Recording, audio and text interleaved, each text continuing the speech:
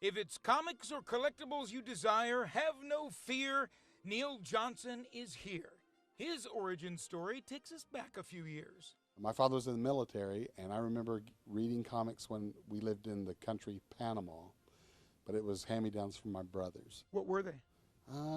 Mostly DC books. I remember Flash and Batman. When my father retired and we moved to North Carolina, I started collecting comics, and that's like in 1974.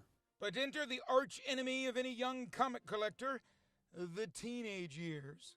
I almost got rid of my comic collection when I was a teenager, when I started getting more interested in girls.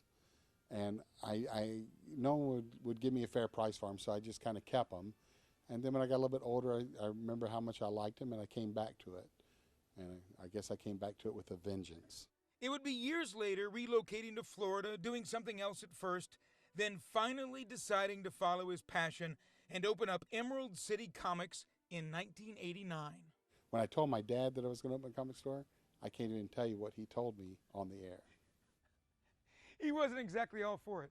No, he passed away in the early 90s, and he told me how proud he was of what I'd turned it into, that he didn't think that I would make it, but if he could see what it is now, it would boggle his mind, with all the movies and the things that are happening, and that how all the comic book movies seem to be such great stories for people to watch. But we knew these stories all along when we were kids. When I opened the store, I wanted it to carry something different, so I did comics and toys.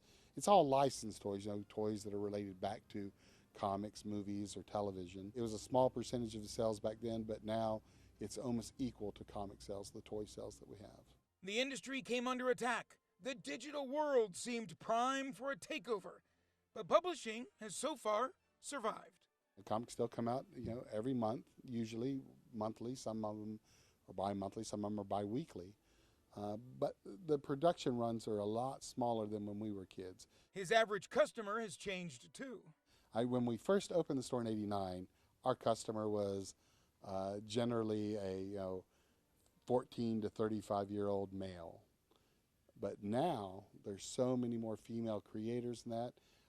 I would hazard to guess it's probably 60% male, 40% female. But now the readership is aged with that demographic. So now, we still have 14, 15-year-olds coming in to buy, but we have people that are buying comics into the 40s and 50s. Maybe it's the nostalgia. Maybe it's the storytelling.